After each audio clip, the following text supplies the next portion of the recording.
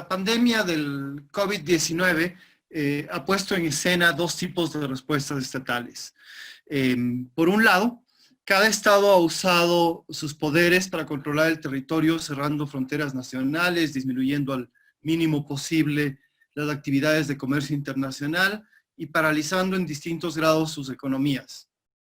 Simultáneamente, los gobiernos han buscado activar las instituciones internacionales para poner en marcha medidas coordinadas de mitigación de los impactos económicos de la crisis sanitaria. La conversación que tendremos el día de hoy, la segunda de este ciclo de conferencias, evaluará este segundo aspecto en sus limitaciones y posibilidades, así como las dificultades y posibilidades de la diversidad de las respuestas estatales que se han implementado en América Latina. Participarán en el panel por orden de intervención Daniele Benzi, quien fue profesor de la Universidad Andina Simón Bolívar, también fue profesor de Flaxo y actualmente es profesor en la Universidad de, perdón, si me pones Jamie, si me pones la biografía de Daniel, es doctor en Ciencia, Tecnología y Sociedad por la Universidad de Calabria y maestro en Estudios Latinoamericanos por la Universidad Nacional Autónoma de México. Ha sido profesor en la Benemérita Universidad Autónoma de Puebla, en la Facultad Latinoamericana de Ciencias Sociales Flaxo, en la Universidad Central del Ecuador y en la Universidad Andina Simón Bolívar, y actualmente es profesor de la Universidad Federal da Bahía, Brasil. Ha realizado largas distancias de investigación y trabajo de campo en Cuba, Venezuela y Bolivia. Luego de la intervención de Daniele, daremos la palabra a Esteban Nichols. Jamie.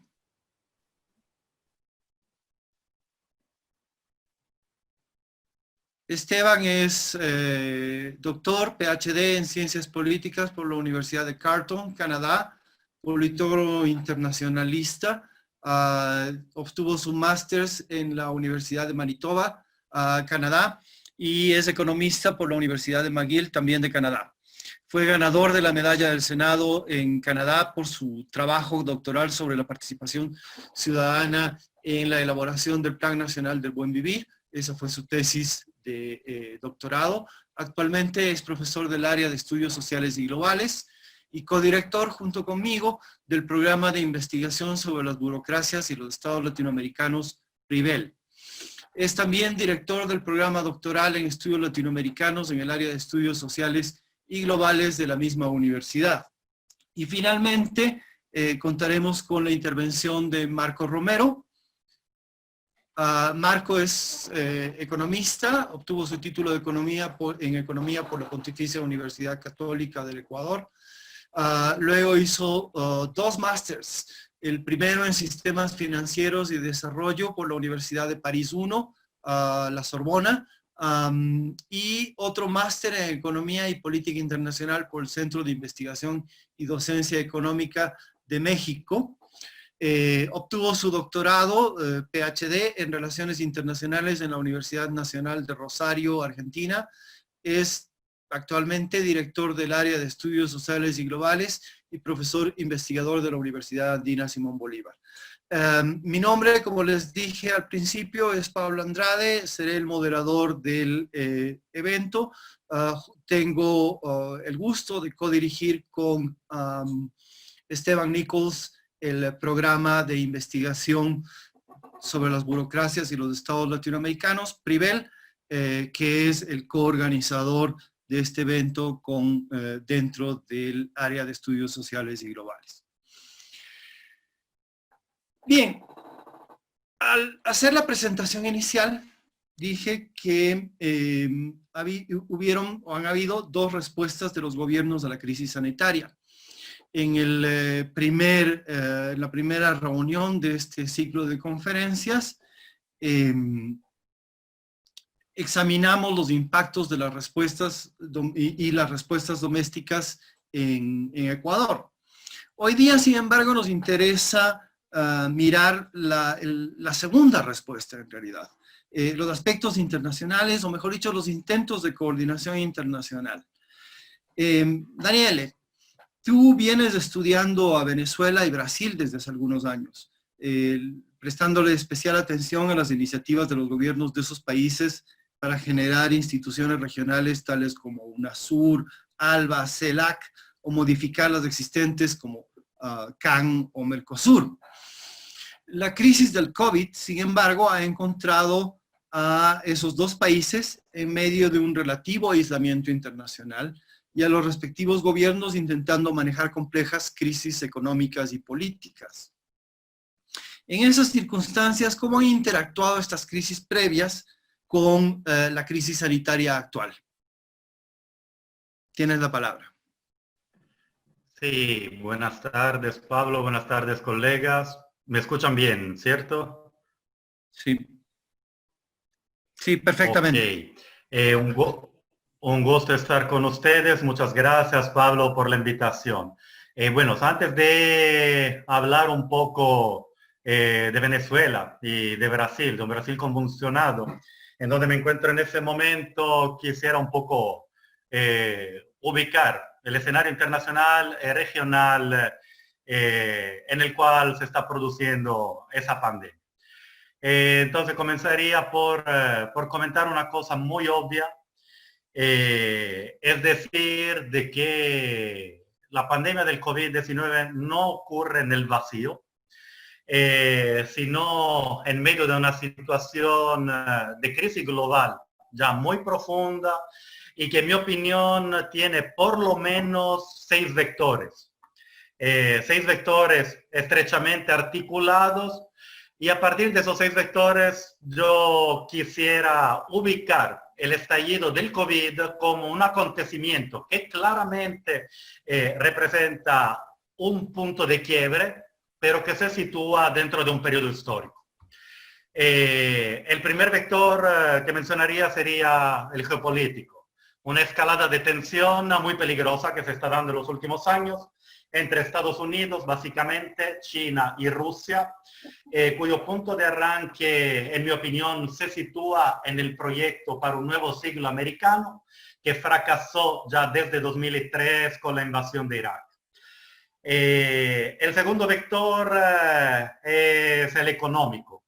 El estancamiento de la economía mundial bajo el molde de lo que yo llamaría capitalismo neoliberal, o la así llamada globalización, que implosionó en 2008 y que en este momento se encuentra en una transición aún en marcha incierta hacia un capitalismo dirigido por las plataformas digitales y la inteligencia artificial, que entre sus características principales tiene para mí una particularmente inquietante. Es decir, se trata de un capitalismo que puede prescindir literalmente del trabajo humano. En tercer lugar, ya entrando más en los temas que tienen que ver con la mesa, yo destacaría un vector institucional. Es decir, la inexistencia en la práctica, es decir, para los asuntos importantes, de lo que en términos, en mi opinión, más ideológicos que teóricos o simplemente políticos, muchos siguen llamando de gobernanza global. El caso de la OMC, de la Organización Mundial de la Sanidad, en esos momentos para mí solo es la punta del iceberg. Y el resto, en mi opinión, estamos hablando de un conjunto de instituciones que nacieron todas bajo el auspicio y durante el auge de la hegemonía mundial estadounidenses y que ya no dan cuenta del mundo actual. Además, se trata de instituciones, hablo sobre todo de importantes agencias de Naciones Unidas y de otros organismos de Naciones Unidas, que están afectados severamente por la inercia y las contradicciones típicas de todas las grandes organizaciones burocráticas. El cuarto vector que quisiera mencionar es aquel propiamente político. Y yo lo denominaría como la crisis muy profunda del centrismo político liberal o de la democracia occidental, que ha sido, por lo menos desde el fin de la Guerra Fría, para mí inclusive antes, el modelo por definición, con todas sus variantes del periodo histórico precisamente desde 1945.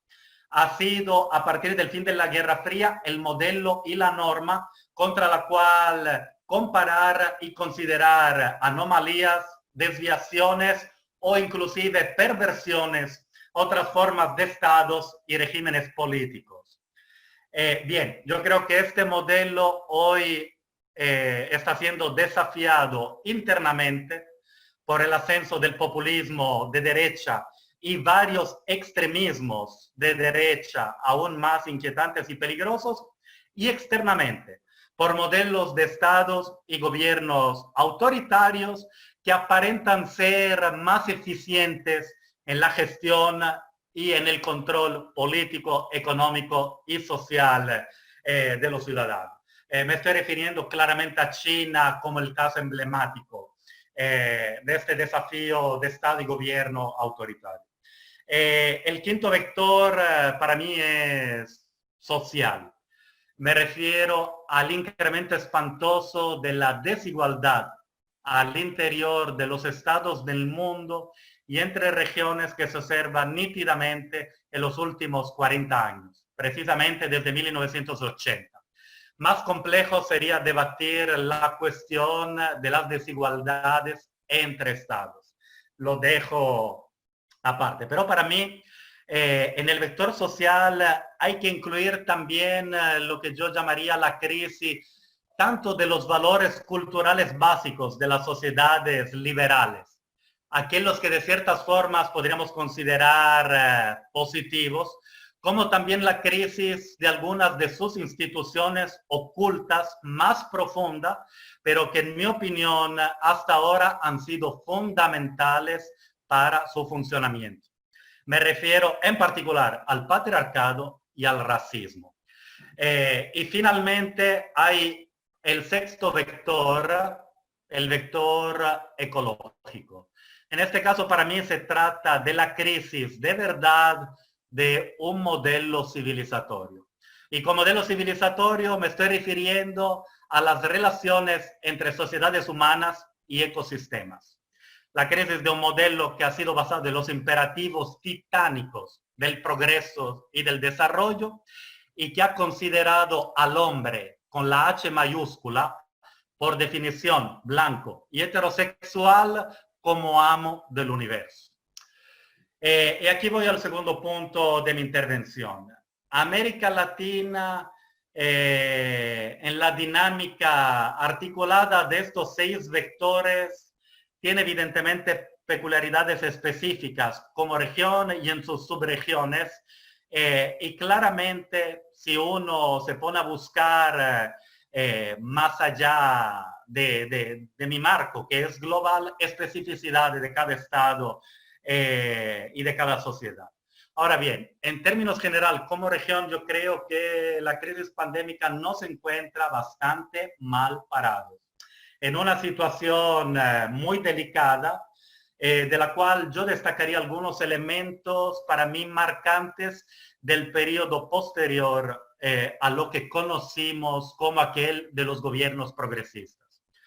En primer lugar, una crisis económica y social muy aguda, que es la consecuencia directa del patrón de acumulación histórico dependiente de los ciclos de las materias primas de nuestra región. Este patrón es extremadamente frágil en términos de creación de empleo y calidad del empleo, conservador y hasta regresivo en términos de creación y redistribución de la riqueza, e inhibidor de cualquier tipo de desarrollo científico y tecnológico, como de cualquier otra transformación productiva importante. Ahora, en este marco se insertaron los intentos de restauración neoliberal clásica. Este para mí sería el caso de Macri en Argentina, que fue absolutamente desastroso. Los intentos de restauración híbrida, como fue inicialmente la de Bolsonaro en Brasil, pero también lo que yo llamaría los experimentos tardíos de progresismo, como calificaría el de López Obrador en México. Por las razones anteriores, en mi opinión, se agudizó la crisis de legitimidad de los gobiernos, a veces de los sistemas políticos y de los propios estados. Creo que la ola de protestas del año pasado, sobre todo de finales del año pasado, incluyendo el caso de Bolivia, que luego se transformó en un golpe, son precisamente el concentrado coyuntural de estos dos elementos. La crisis económica social, por un lado, y de legitimidad política de los gobiernos, de los sistemas políticos y de los estados, por el otro. Ahora bien, en mi opinión, la respuesta general, aunque con matices más o menos importantes, según el país, ha sido o la desinstitucionalización de los frágiles equilibrios de estados nominalmente democráticos o la militarización de la vida política y civil o, lo que es aún más preocupante, ambos fenómenos juntos. Un tercer punto muy preocupante, en mi opinión, tiene con lo que Pablo mencionaba como mi tema de especialidad académica.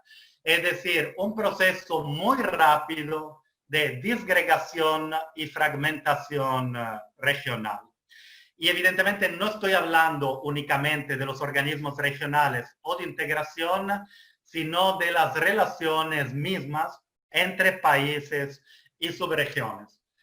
Ello, en mi opinión, es muy preocupante porque América Latina ya es y posiblemente sea aún más en el futuro un espacio de disputa entre los actores que se están peleando por las nuevas configuraciones de poder a nivel global.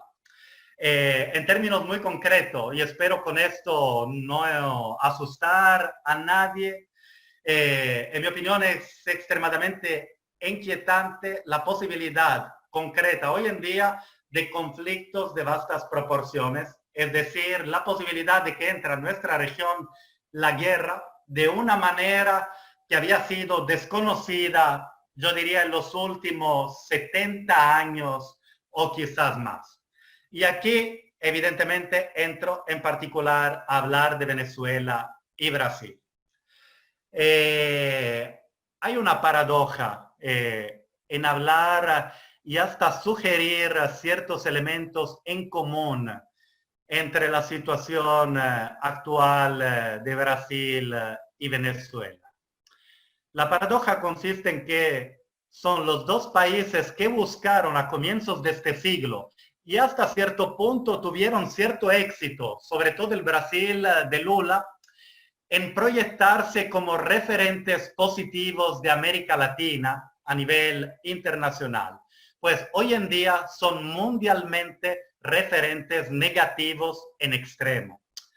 El segundo elemento de esta paradoja, y lo menciono solamente porque discutirlo sería demasiado largo, es que también fueron los únicos dos países que intentaron, fracasando rotundamente, ejercer algún tipo de liderazgo regional. Ambos países desde 2015 sufren un proceso amplio y acelerado de desinstitucionalización y militarización creciente de la vida política y civil.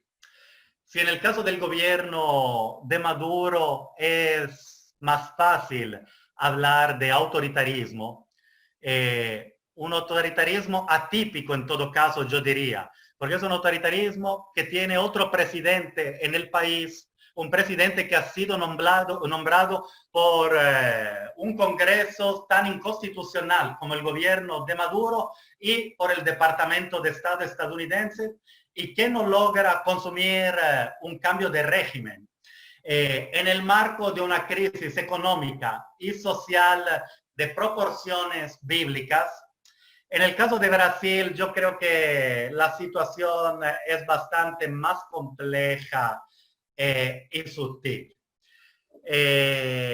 Pues después de la grave desinstitucionalización que comenzó con el impeachment, golpe parlamentario contra Dilma Rousseff, se celebraron elecciones que eligieron constitucionalmente a un presidente de extrema derecha, Jair Bolsonaro.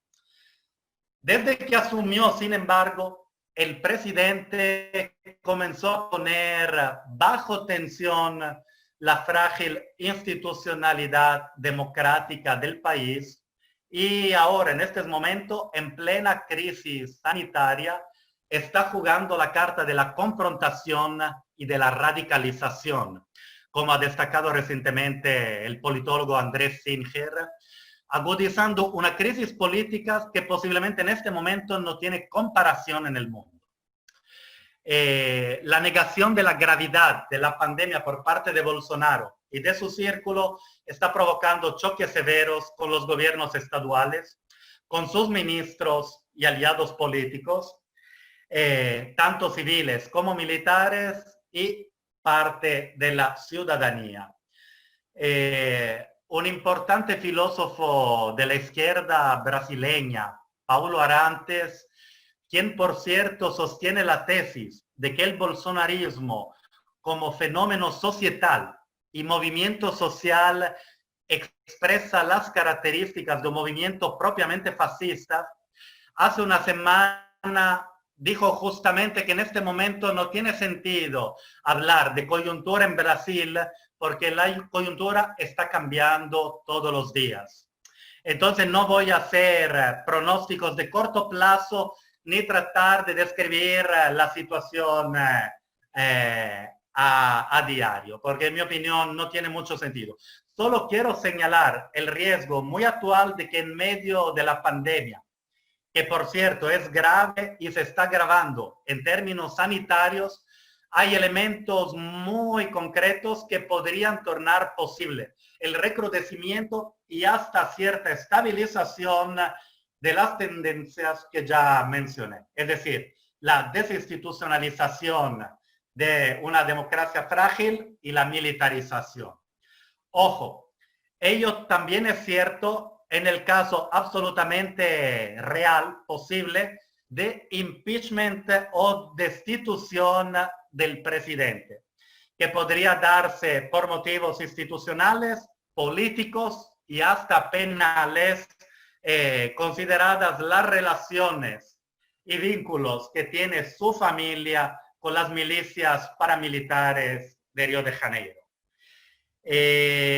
Muchos vimos en las acciones de Bolsonaro de las semanas pasadas un intento relativamente claro de autogolpe y luego en actos públicos que violaron de manera flagrante la cuarentena, la invocación de un golpe por parte de los militares, que, ojo, ya tienen numerosos y muy importantes cargos en el gobierno actual de Bolsonaro, hasta en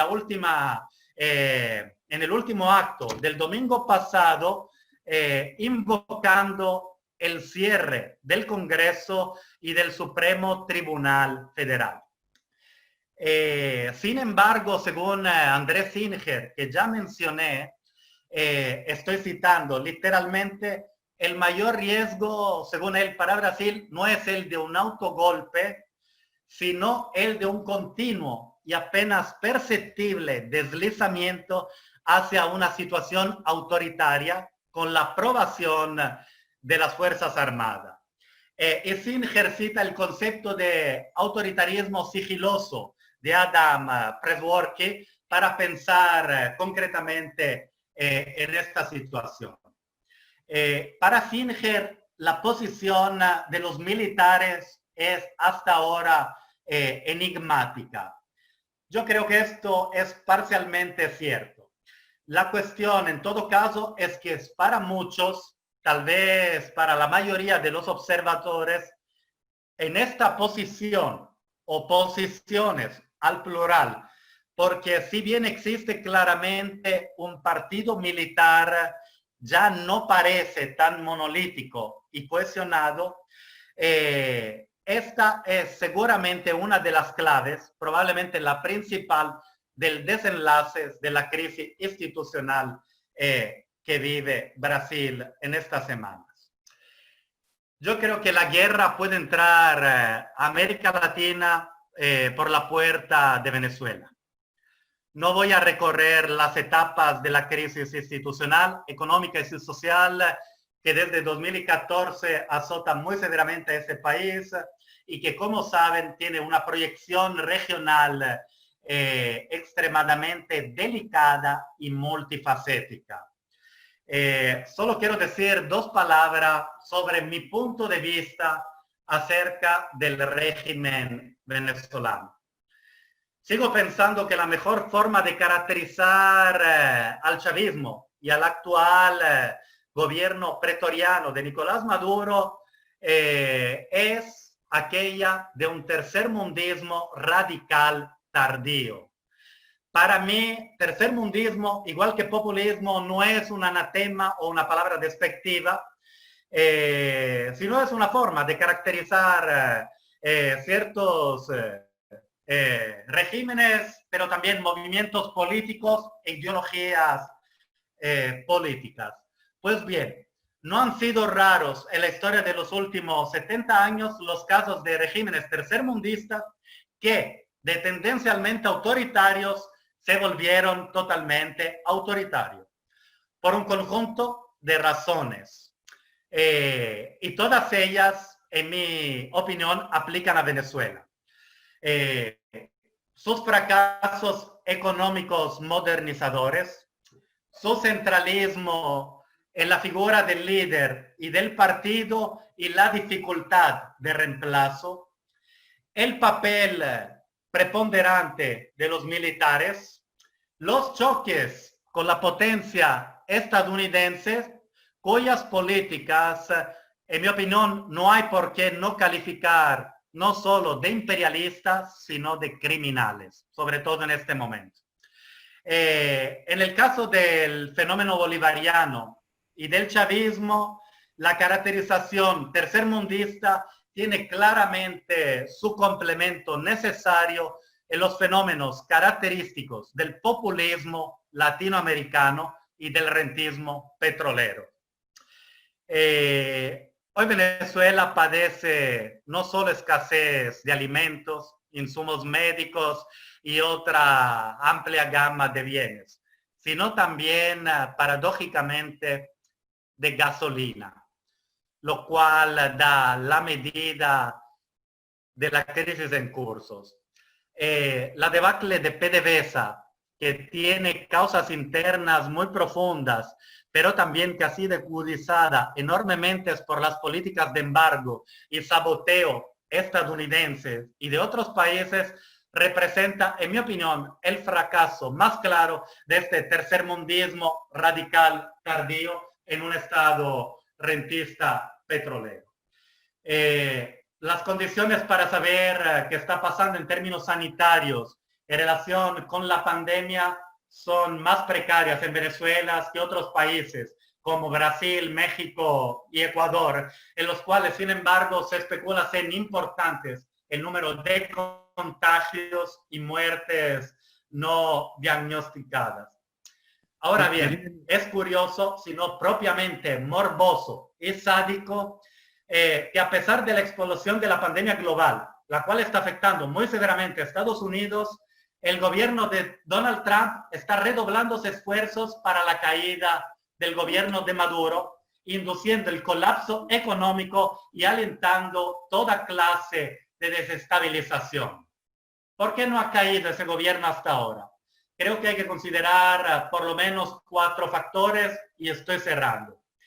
En primer lugar, el gobierno de Maduro ha logrado limitar la diserción y cooptación de grupos importantes de militares por partes del sector de la oposición directamente financiada por Estados Unidos. Y eso es así porque el gobierno de Maduro es un gobierno militar.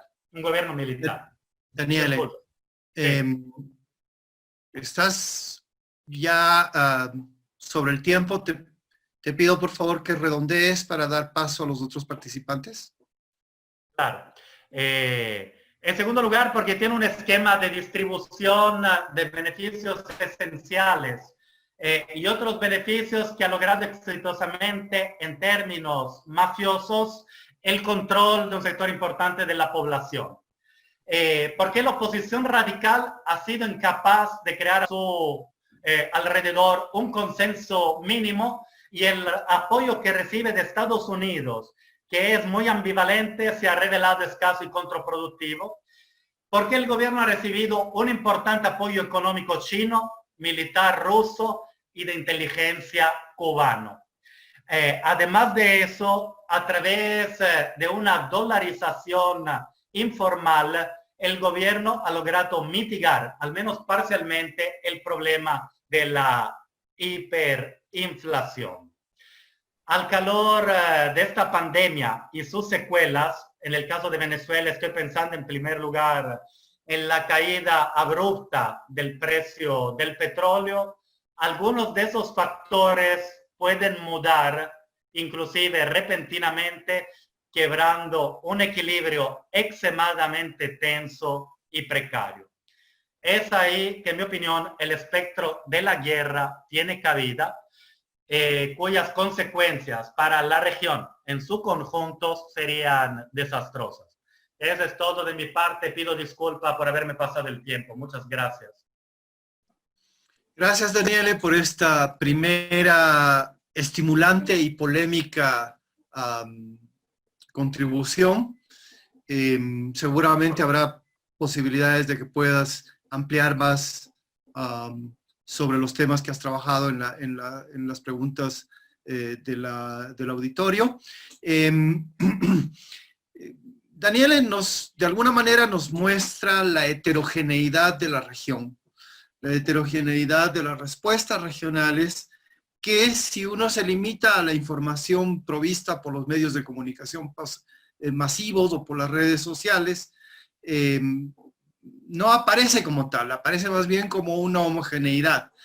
Pero las respuestas han variado fuertemente entre países, han variado entre regiones, al igual que han variado las afectaciones. Esteban, tú estás trabajando precisamente sobre esta variabilidad. ¿Han sido homogéneas las respuestas estatales? ¿Y cómo, si es que no han sido homogéneas, cómo interpretas la variación tanto en políticas como en resultados? Bien, buenas noches a todas y todos. Gracias, Pablo, por invitarme, aunque soy parte del Privel, así que es un gusto estar aquí. Al igual que Daniele, yo voy a empezar diciendo exactamente lo mismo, que este problema, y particularmente la pregunta, perdona Pablo, tenemos 15 minutos, ¿verdad? Listo, entonces, bien, el problema del COVID no ocurre en el vacío. Y también como Daniele, yo quisiera ubicar mi presentación no bajo vectores, sino bajo capas de análisis, todas ellas ubicadas en un contexto histórico. Y empezaré por la sistémica, después ligaré a la estructural, después a la institucional y después a la organizacional. Desde el punto de vista sistémico histórico, yo creo que la pandemia llega en un momento específico de la modernidad, en la que el capitalismo está, como decía Daniele, en una crisis, pero está junto a los estados, muchos estados, tendiendo hacia lo que Foucault llamaba la gubernamentalización del Estado. Es decir, por ejemplo, los sistemas de producción que eliminan la mano de obra, y donde los procesos de control de las personas son mucho más distantes que en la época clásica, por decirlo de algún modo, que sigue inmediatamente después de la Segunda Guerra Mundial. A nivel de estructuras, yo creo que aquí sí hay variaciones importantes. Yo creo que sigue siendo preponderante el análisis del Estado y qué tipo de Estado estamos hablando para entender las respuestas al COVID y cómo estas respuestas han tenido efectos ya en los datos específicos que tenemos que recordar. Son datos sesgados, ¿no? Porque los reportes son principalmente dados a partir de las de los exámenes que se pueden hacer y de las muertes que son registradas. En un estudio reciente de la Universidad de Stanford se demuestra que el virus está mucho más esparcido y entonces es menos mortal, pero es mucho más contagioso. Entonces, en términos estructurales, yo diría que hay tres respuestas, Pablo. Hay las respuestas de los estados desarrollistas, como el estado de Taiwán. Hay las respuestas de los estados de bienestar, como los estados, con la excepción de Suecia, pero los estados nórdicos, incluyendo Canadá.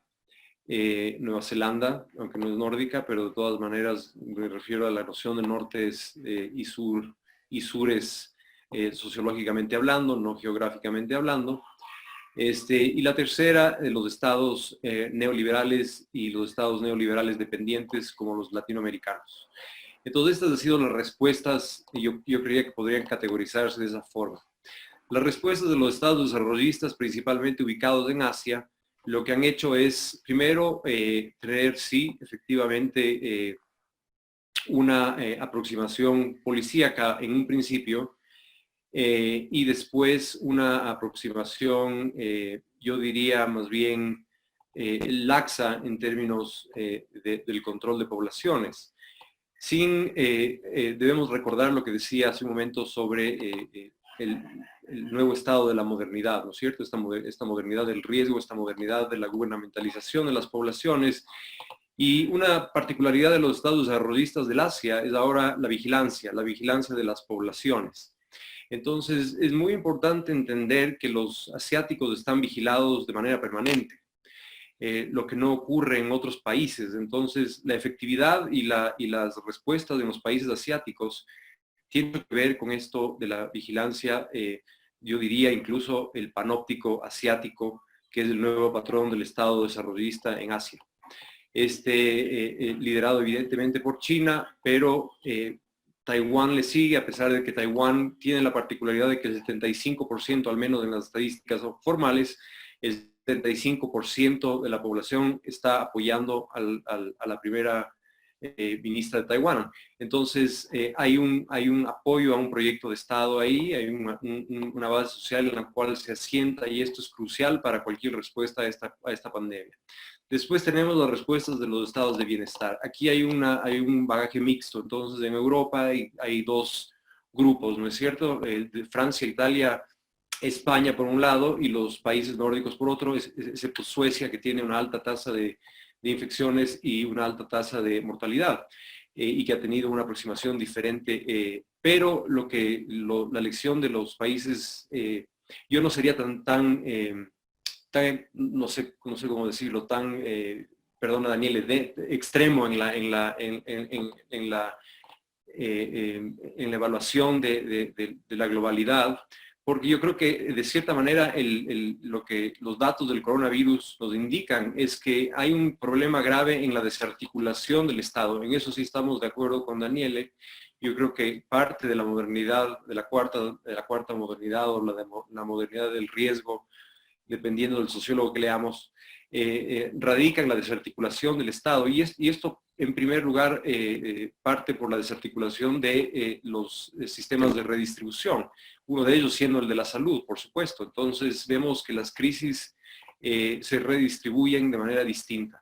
También hay, por supuesto, la afectación de la que hablaba Daniele en términos de raza, de género, etcétera, ¿no? Entonces, vemos, por ejemplo, en Estados Unidos, que es el tercer ejemplo de un país de corte neoliberal, que los negros, los latinos, las mujeres, etcétera, tienen mucha más afectación que los blancos, ¿no es cierto? Entonces, a esto me da paso al tercer tipo de Estado, que es el tipo de Estado ya neoliberal puro y duro. Yo creo que el neoliberalismo es una faceta de la modernidad en general, de la nueva globalidad. Entonces, nadie está ausente o libre enteramente de esta teología, diría yo, pero hay diferentes facetas que sí hacen una diferencia profunda. O sea, decir que el neoliberalismo es la nueva, o que la nueva economía ha entrado en una crisis desde 2008 y hacer con esto un mapa global, me parece que desoye un poco las diferencias que son sustantivas en algunos casos. Por ejemplo, Estados Unidos, que es un país neoliberal puro y duro, guerrerista y que tiene a un presidente patológico en el gobierno, un sociópata. Entonces vemos una respuesta, primero, que no es coordinada, una respuesta que carece de un modelo, es una respuesta que no está apalancada en los altísimos niveles de capital social que tiene Estados Unidos, a pesar de lo que se pueda decir de ese país. Tiene altos niveles de capital social que podrían apalancar las respuestas del Estado, pero no hay Estado en realidad. Entonces, Trump oscila entre darle responsabilidades a los gobernadores y quitárselas, ¿no? Desarmar el Task Force, como decía antes de ayer, y decir que va a estar infinitamente ahí, como dijo hoy. Entonces, en ese país realmente no se puede hablar de una respuesta estatal, sino una respuesta múltiple de improvisaciones, y eso explica en gran parte por qué Estados Unidos está en la situación en la que se encuentra. Y por último, los estados latinoamericanos, que son los estados, sí, tercermundistas neoliberales, como decía Daniele, en los que nosotros estamos siguiendo patrones sin entender básicamente de qué sirven y por qué estas respuestas o estos patrones a la pandemia son útiles o no. Entonces, esta yo creo que es una copia y es otro patrón de la dependencia, y la dependencia no es únicamente económica, como decía Daniele acertadamente, sino la dependencia también es discursiva, la dependencia también es sobre redes de conocimiento global, la dependencia también tiene que ver con la noción de cómo entender a las crisis, de cómo representar a la crisis. Y esta crisis de representación en Latinoamérica es evidente.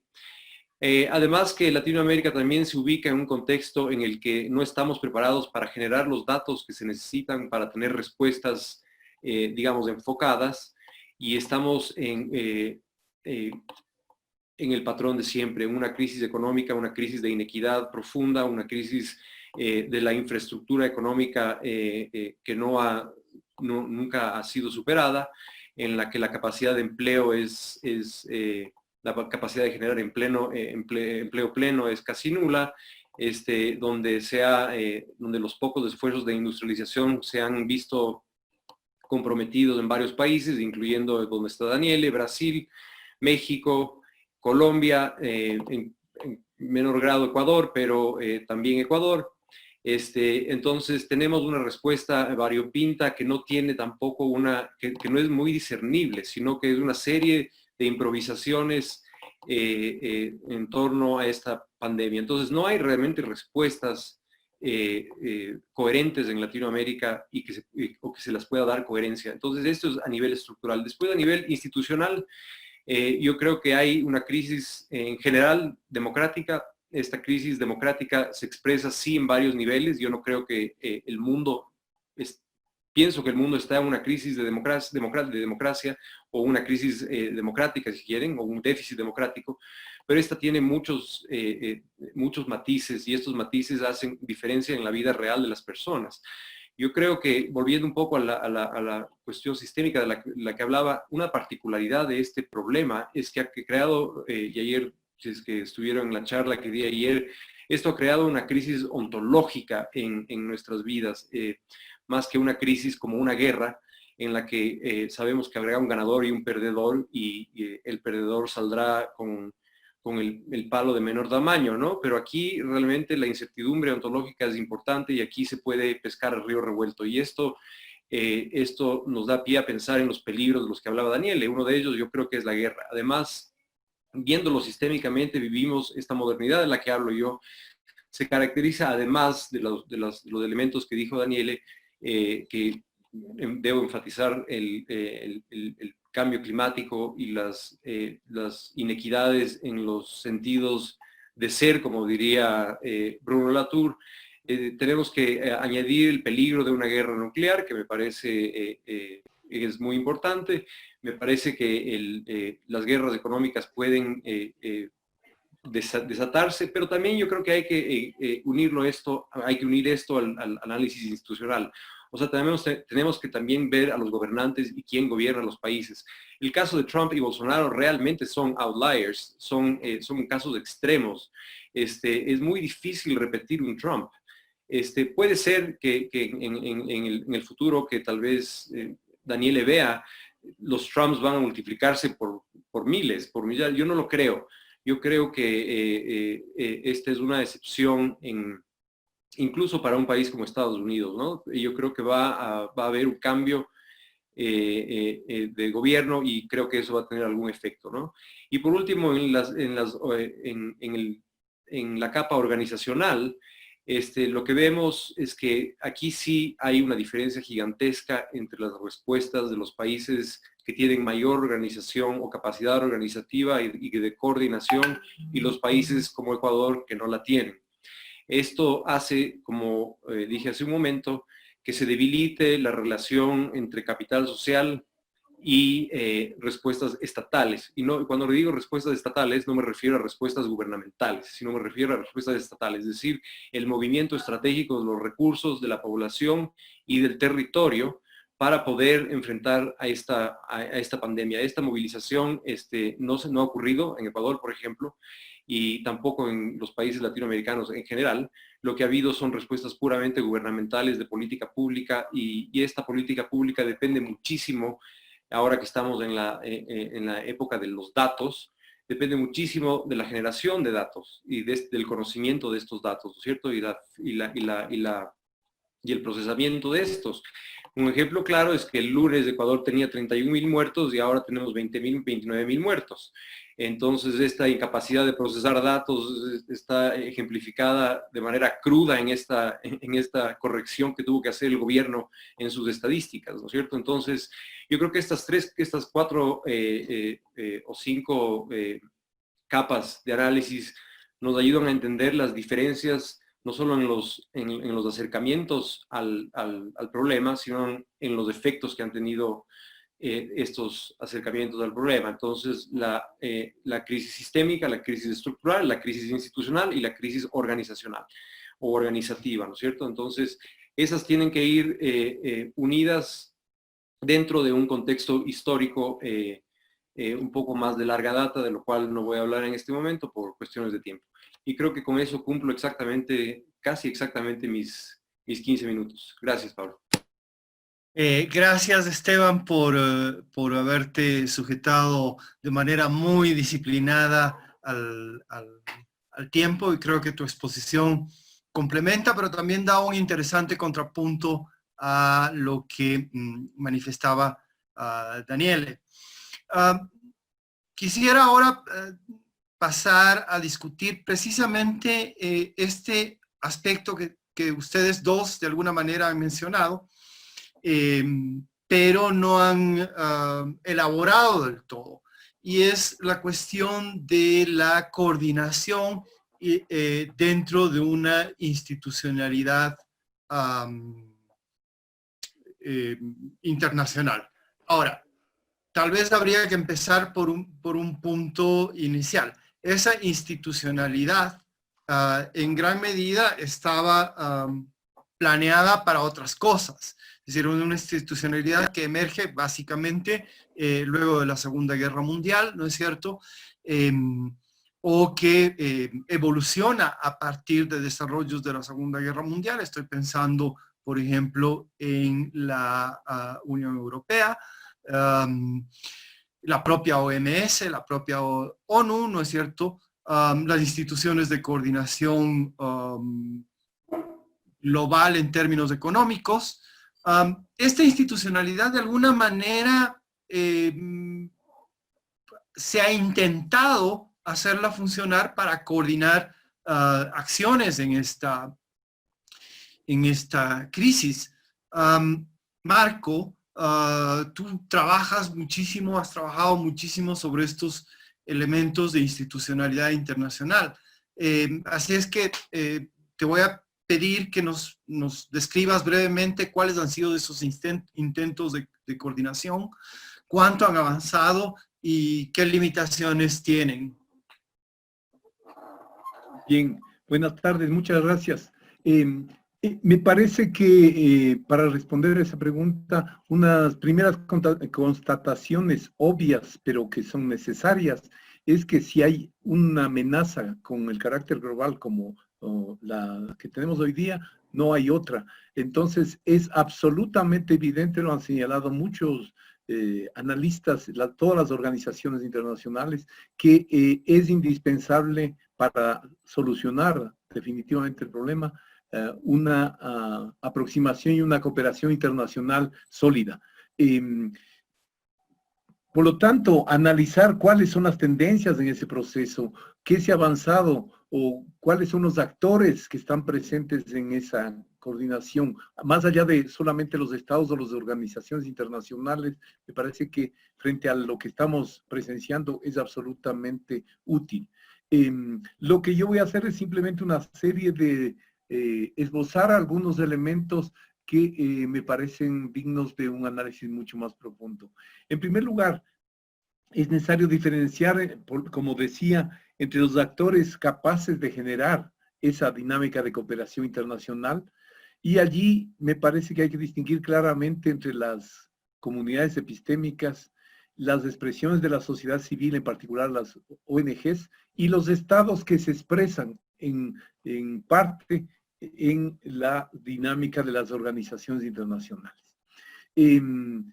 Es claro que, como señaló Daniele, el contexto internacional está marcado por una creciente fragmentación del sistema internacional, una confrontación comercial, económica, geopolítica, tecnológica, no solo entre China y Estados Unidos, sino también con el involucramiento de otros actores emergentes.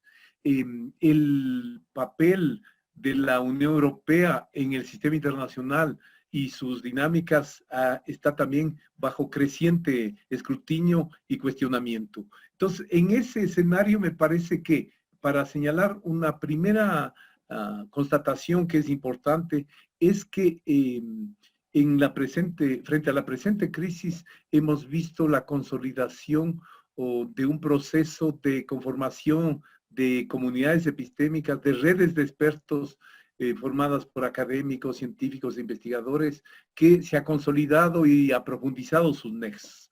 Ellos están ubicados en las academias, en la asesoría del Estado, en consultorías, y ese conjunto de académicos que se concentran en el estudio de pandemias, de virus, de la salud pública, se han articulado y hay evidencias de que han elevado sus niveles de cooperación e interacción en el presente escenario, que han establecido una dinámica que les lleva a compartir prácticamente de forma diaria las nuevas informaciones, las nuevas experiencias, y les ha llevado a crear una dinámica de un conocimiento global sobre el tema. Por supuesto que algunos de ellos están articulados con las grandes farmacéuticas que están involucradas en esta carrera desenfrenada por encontrar la vacuna y hacerse acreedores a las enormes ganancias prometidas. Es indudable entonces que esa es una dinámica interesante del proceso.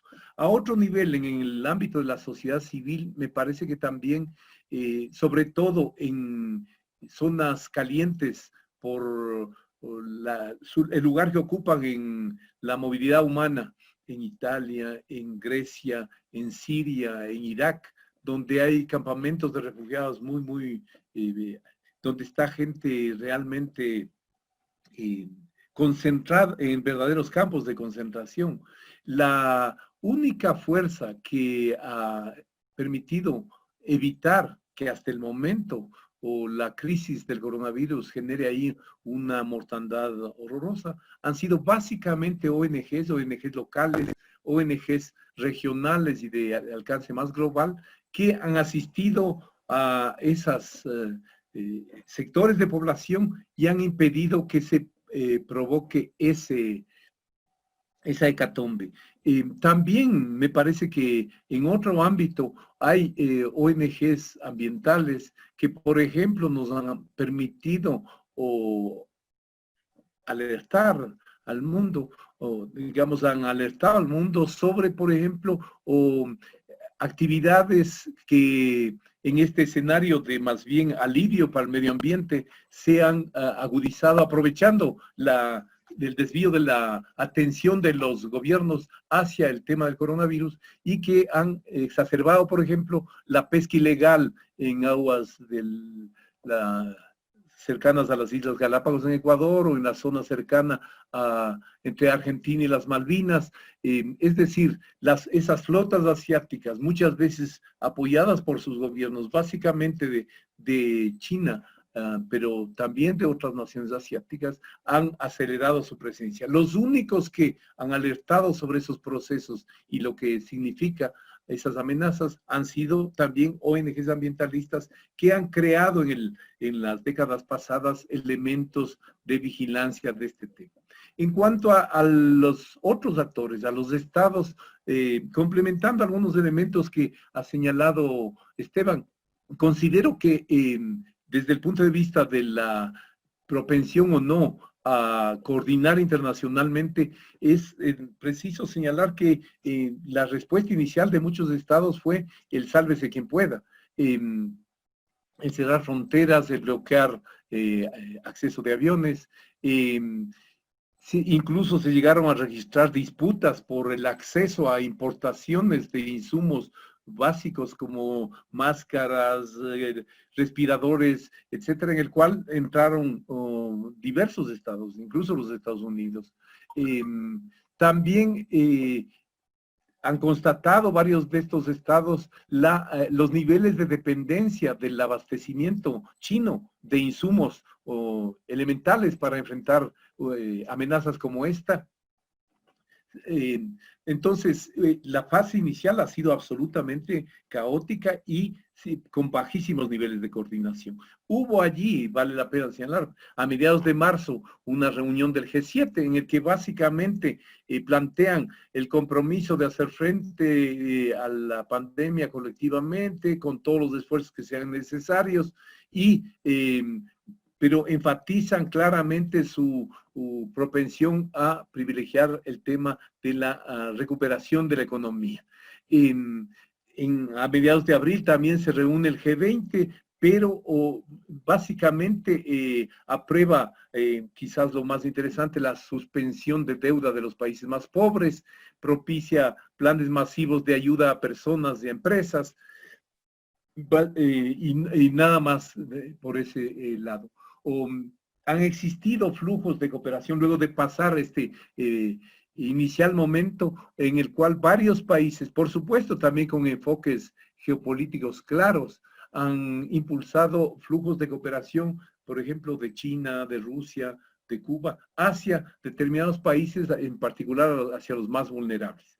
En cuanto a las organizaciones intergubernamentales, que me parece el ámbito más propio de análisis, es necesario señalar, en primer lugar, que, comenzando con la Unión Europea. Como dije anteriormente, es claro que la Unión Europea, luego del Brexit, quedó debilitada, cada vez más en cuestionamiento, y el desencadenamiento y las dinámicas de la pandemia y de los problemas básicamente en Italia, en España, han llevado a profundizar los desafíos que enfrenta la Unión Europea. Inicialmente vaciló muchísimo y efectivamente solo cuando vio que estaba en juego su supervivencia como un proceso de integración, reaccionó de alguna manera y canalizó algunas ayudas. El eje del norte de Europa, constituido por Alemania y Holanda, los Países Bajos, básicamente ha sido muy reticente a ceder y a abrir su política para permitir un apoyo más masivo a los países del sur. En ese sentido, la brecha norte-sur en la Unión Europea se ha profundizado.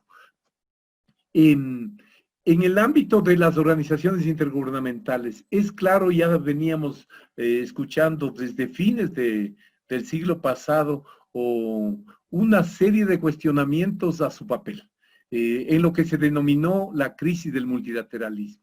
Su pérdida de legitimidad, su inadecuación a los cambios registrados en la distribución del poder a nivel mundial, su carácter burocrático, su incapacidad para enfrentar amenazas cada vez más frecuentes y de mayor envergadura, se manifestaba claramente. Un elemento que marca límites muy serios a las organizaciones intergubernamentales, su financiamiento es muy frágil, depende de un puñado de estados básicamente y en forma creciente, como es el caso en la Organización Mundial de la Salud, de ONGs globales como la Fundación Bill y Melinda Gates, cuyas agendas son efectivamente muy distintas o muy específicas desde sus intereses y desde su particular visión del mundo. Esa misma fundación está marcando, por ejemplo, todas las políticas agrarias en África, ¿no? Entonces, en suma, encontramos que en este contexto en el cual hay una necesidad, una urgencia verdadera de generar mayores niveles de coordinación y cooperación internacional, los límites para que se avance en esa dirección son diversos, como hemos señalado, y eso, tanto porque es indudable que la estructura, las capacidades de las organizaciones intergubernamentales son cada vez más inadecuadas frente a los cambios en la distribución del poder mundial. Algunos han situado esa tendencia en lo que han llamado la decadencia del orden liberal internacional, pero hay otros, como la gente de la London School of Economics, que plantea que no existe tal crisis, que lo que asistiríamos más bien es a un proceso de cambio natural en el funcionamiento de las organizaciones intergubernamentales, tratando de adecuarse a un entorno global más complejo, que presenta desafíos más profundos para la coordinación internacional entre los estados y que tendería en un escenario de, más bien, como decía Daniele, una potencialización de los escenarios de confrontación, o abre espacios entonces más importantes para la acción de estos actores transnacionales como el que mencioné antes. Lo que, para terminar, señalaría una constatación en el caso de los países andinos, que si bien partimos de una situación inicialmente muy desigual en términos de el punto de arranque, con países que tenían dinámicas económicas aparentemente mucho más sólidas, Colombia, reservas constituidas importantes, Perú, Bolivia. En la práctica vemos que el coronavirus ha eliminado esas diferencias y que estados sumamente frágiles, con burocracias muy poco capacitadas, prácticamente sin niveles de planificación alguna, y en el cual el predominio de manejos corruptos se ha institucionalizado, no ahora, sino desde hace décadas atrás. Esa cooperación en el plano de la región andina es absolutamente inexistente. La imagen de los tanques peruanos colocándose frente a la frontera de Huaquillas es simplemente una caricatura de ese proceso. Entonces, en ese sentido, la agudización previsible que se va a presentar de la conflictividad social cuando de una u otra manera se recobre la, entre comillas, normalidad, tampoco posibilitaría avanzar mucho en ese plano. Muchas gracias. Hey, gracias, Marco. Gracias por tu intervención. Hay un conjunto de preguntas que ha hecho el público. Me gustaría empezar por una de las preguntas que si bien está dirigida a Marco Romero, me parece que de alguna manera atraviesa todas las intervenciones. Marco ha puesto mucho énfasis en en los cambios y las modificaciones en lo que él llama las adaptaciones, mejor dicho, en lo que él llama las organizaciones intergubernamentales y cómo las ONGs juegan un papel en esto. Este elemento de las ONGs, que es un elemento que tendemos a olvidar, ¿sí? La influencia de las ONGs en el mundo contemporáneo, nos lleva a pensar algunos elementos. Primero, las ONGs están supliendo roles que debería jugar el Estado. Segundo, para tomar concretamente el caso de la región andina, las ONGs pueden impulsar o complementar la ausencia, mejor dicho, suplir la ausencia de la comunidad andina.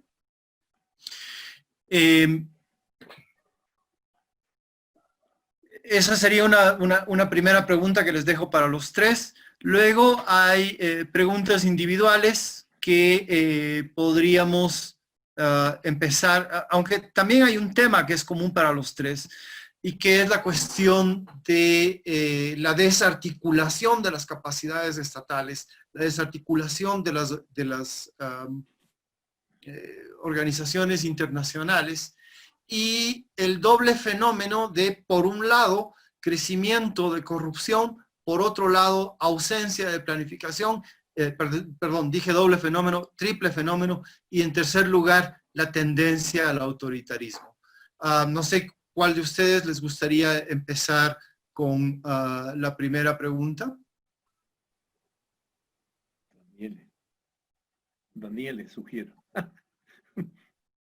Pablo, como yo me pasé con el tiempo, cedo la palabra y lo que queda lo utilizo yo. Así que adelante los colegas. Muy bien. Esteban, por favor. Marco, entonces. Marco, sí. No, Esteban. Esteban, que comience. Yo me recupero. A ver, en realidad registré la primera parte de la pregunta, Pablo. La segunda, en la que tú te referías a las instituciones y tal vez la vas a tener que repetir. A ver, las ONGs han sido un poco caricaturizadas por los críticos del neoliberalismo como simplemente apéndices de este. Pero yo creo que hay ONGs y ONGs. En general, yo creo que sí, que las ONGs han cumplido un rol bastante negativo en cuanto a precisamente multiplicar este virus que es el debilitamiento del Estado en América Latina. Pero no se pueden comparar estas ONGs con las ONGs que, por ejemplo, operan en Siria, que es un ejemplo que Marco trajo a colación, o las ONGs que operan en Bagdad o en Irak, o las que operaban en Sudán del Sur. Yo creo que, por ejemplo, las intervenciones de ciertas ONGs en el combate contra la malaria han sido altamente eficaces, y esto es comprobable de manera muy sencilla, ¿no? Sin la intervención de estas ONGs hubiese habido mucho más muertos en términos de tasa de mortalidad infantil por una enfermedad totalmente prevenible. Sin embargo, el rol de las ONGs no puede suplir de ninguna manera la pregunta, creo que se refería a las estructuras del Estado. Eso es, me parece a mí, equivocado. Ok. Marco. Me parece a mí que las lecciones de la historia son bien importantes para efectivamente no caer en errores. Hay muchos que están pensando o que ya nada va a ser igual, que van a hacer cambios extremos, que esto va a impactar de forma enorme en la sociedad. Yo creo que allí se sobreexagera un poco la magnitud del impacto. Recordemos que la fiebre española de 1919, hace un siglo atrás, mató 50 millones de personas. Claro, la mayoría estuvieron en China, más del 50%. Entonces, y no cambió mayor cosa luego de 1919. O sea, el libro que me prestó Esteban y que ya ahora sí está acabado, 1920, muestra que efectivamente las dinámicas del capitalismo o de la euforia de los años 20 de Estados Unidos se olvidaron muy rápidamente de lo que había pasado, aunque fue de allí, de los Estados Unidos, de donde salió la fiebre española. Entonces, lo que yo señalé sobre las ONGs de ninguna manera querían significar que pueden sustituir al Estado. Hay escenarios como el de África, donde efectivamente no solo que sustituyen al Estado, sino al conjunto de estados y han logrado o controlar las estructuras de FAO de tal manera que prácticamente están definiendo, como dije, las políticas agrarias para el continente. Entonces, sí hay escenarios en los cuales pueden alcanzar un poder muy, muy importante. En el escenario de la digitalización, de lo que decía Daniele, o sea, cuáles son los desafíos en términos de empleo que se vienen con la digitalización, con la inteligencia artificial, ahí me parece que hay preguntas que efectivamente amplían de forma muy grande el potencial para estas grandes, ya no ONG, sino corporaciones transnacionales que pueden jugar un rol decisivo en esos procesos.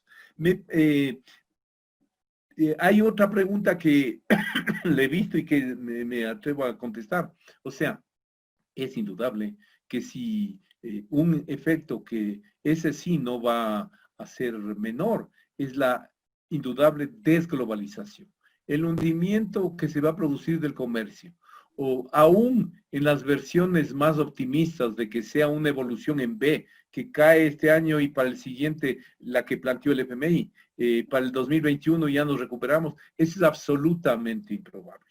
Yo creo, y ahí me parece absolutamente cuestionable también, que haya académicos que sigan planteando en un escenario en el cual, por cualquier cantidad de motivos, el comercio internacional ya no va a jugar el rol que cumplió en la segunda mitad del siglo pasado, que sigan afirmando la necesidad de que el Ecuador firme tratados de libre comercio con quien se le ponga por delante. Pregúntenle a Fernández en Argentina que dijo él, señores, yo tengo que salvar la vida de mi población y enfrentar los problemas. Macron dice, miren señores, no podemos depender en el 80 y pico % del abastecimiento de paracetamol, de máscaras y de respiradores artificiales. Ya no se está hablando solamente de la soberanía alimentaria. Dice, la agricultura no puede regirse por el mercado. Tenemos que asegurarnos determinadas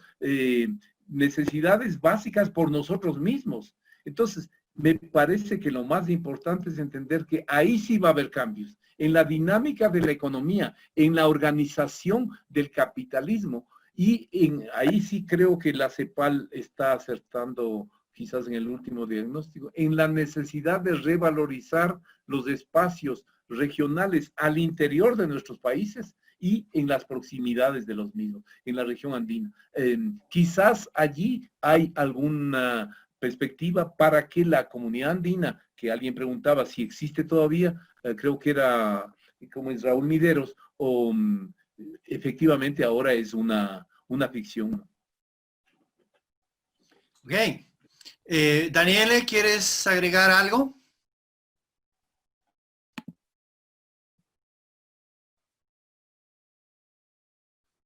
Bueno, estamos en realidad ya casi hacia el final de nuestro tiempo.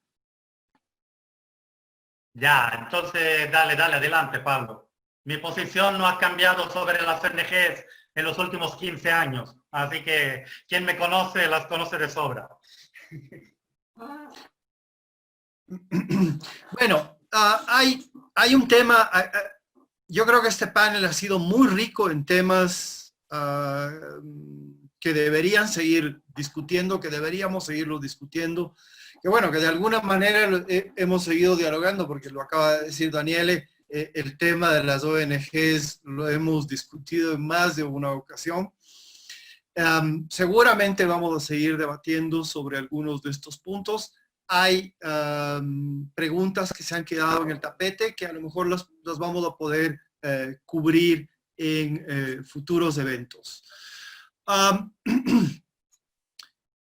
Bueno, yo quiero agradecerles a todos ustedes por sus participaciones. Quiero agradecer especialmente a Daniele, porque, bueno, está lejos, aunque en el nuevo mundo digital eso de estar lejos es muy, muy relativo. Y simplemente quisiera cerrar el panel con una reflexión. Tenemos un mundo o tenemos una crisis en la cual nuestras capacidades de respuestas, tanto a nivel doméstico como internacional, están en serio cuestionamiento. Estoy muy de acuerdo con Marco en que probablemente la globalización no va a ser la misma. Va a ser, lo decía Andrés Malamud en un artículo en Le Monde Diplomatique, va a ser un nuevo tipo de globalización desacoplada, decía él, donde un conjunto de actores pueden estar jugando roles muy, muy complejos y difíciles de mirar en este momento. Quisiera, por lo tanto, cerrar aquí nada más. Voy a recordar que esta es solamente la segunda mesa redonda dentro de un ciclo que hemos planeado en el PRIVEL y el área de estudios sociales y globales. Hay dos mesas redondas adicionales. La una la tendremos el 21 de este mes, sobre precisamente lo que queda abierto al final de esta conversación, que son los escenarios post-coronavirus.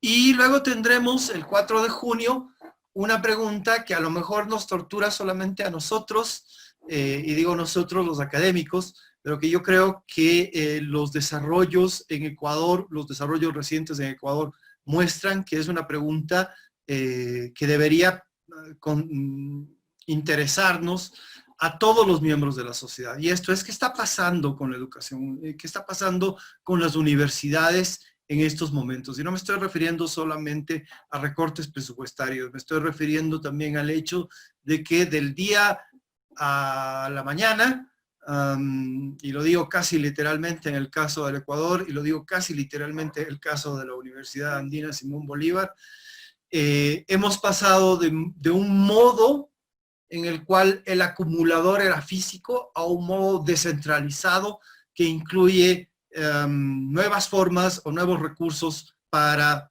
hacer enseñanza, que pone en riesgo nuestras actividades de investigación, o que nos obliga a utilizar otro tipo de actividades de investigación. Todo esto lo vamos a revisar el día 4 de junio, que es la conferencia que cierra, digamos, por el momento este ciclo,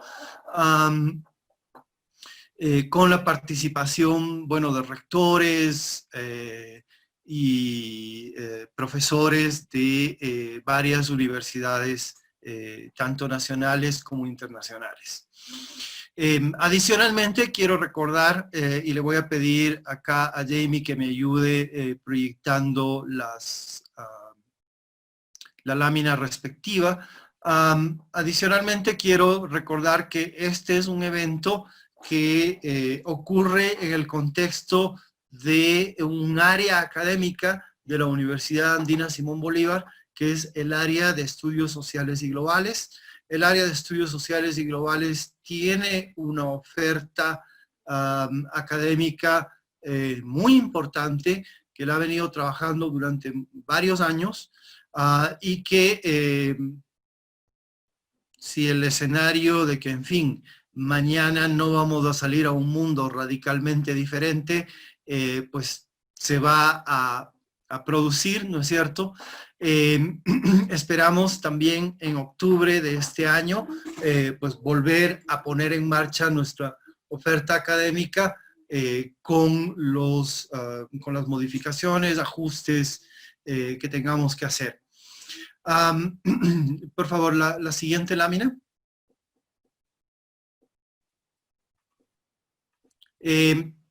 Les pedimos también que revisen en las páginas web de la universidad la programación que hacen otros eventos que está llevando a cabo el área de estudios sociales y globales. Y por favor la siguiente, Pauli. Y sobre nuestra oferta académica, ahí están los vínculos. La forma más simple de entrar a nuestra oferta académica, que está básicamente contenido en 3 programas, la maestría de investigación en estudios latinoamericanos, la maestría profesional en relaciones internacionales, que es un desafío muy importante para manejar las adaptaciones de los sistemas internacionales, o del sistema internacional, mejor dicho, y una nueva maestría que coordina, o que va a coordinar Esteban Nichols, que es la maestría en gobierno, que es el otro gran desafío que hemos topado muy lateralmente en este evento. La forma más simple de acceder a nuestra oferta es, por supuesto, a través de la página web de la Universidad Andina, www.uasb.edu.es. Sin más, gracias a ustedes, gracias por su tiempo, su paciencia, y esperamos no haberlos dejado con muchas ideas para que tengan pesadillas esta noche. Gracias y nos veremos pronto. Muchas gracias a todos nuestros panelistas, les agradecemos mucho a ustedes por su tiempo y por favor les invitamos a que revisen nuestra página web. Gracias Pablo, Marco, Daniel, chao Esteban, Paulina, gracias.